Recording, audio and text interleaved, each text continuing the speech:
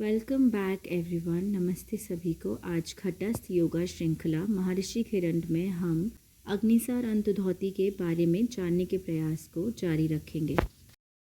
Day 100 पर हमने जाना था कि हम मनुष्यों के शरीर में 75% बीमारियां पेट की गड़बड़ी के कारण होती है और शेष जो 25% बीमारियां बचती है उनका कारण होता है हमारी मानसिक अवस्था, चिंता एवं तनाव। इनका हमारे शरीर पर पूरा प्रभाव पड़ता है जो किसी रोग के रूप में उभरता है। इसीलिए षटकर्म के धौति के अभ्यासों में पाचन संस्थान को ठीक करने पर जोर दिया गया है। साधक और गृहस्थ के लिए योग की पाचन संबंधी मान्यताएं अलग अलग हैं।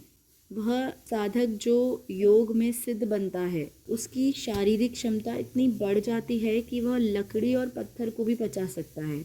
गृहस्थ के लिए सात्विक, संयत और सादे आहार का विधान है क्योंकि गृहस्थों के जीवन में संयम का पालन करना बहुत कठिन होता है। हठ योग का उद्देश्य है शरीर को इतना शक्तिशाली बना देना कि हमारा शरीर बिल्कुल अप्रभावित रहे, किसी भी प्रकार की जीवन शैली से प्रभावित ना हो।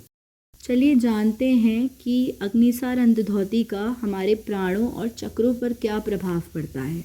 प्राण के क्षेत्र और कुंडलिनी योग के अभ्यास में भी अग्निसार क्रिया या वाहिनीसार धौति का बहुत महत्वपूर्ण स्थान है क्योंकि इस अभ्यास के द्वारा मणिपुर चक्र की जागृति होती है। मूलाधार, स्वाधिष्ठान ऐसे चक्र है जिनमें कुंडलिनी शक्ति जागृत होती है और पुनः इन दोनों के बीच सो जाती है। किंतु यदि एक बार कुंडलिनी शक्ति मणिपुर में आ जाए तो फिर वह कभी निष्क्रिय नहीं होती, हमेशा सक्रिय बनी रहती है। यह भी कहा जाता है कि मणिपुर चक्र के जागृत होने के बाद ही हमारे शरीर के भीतर प्राणों की जागृति होती है।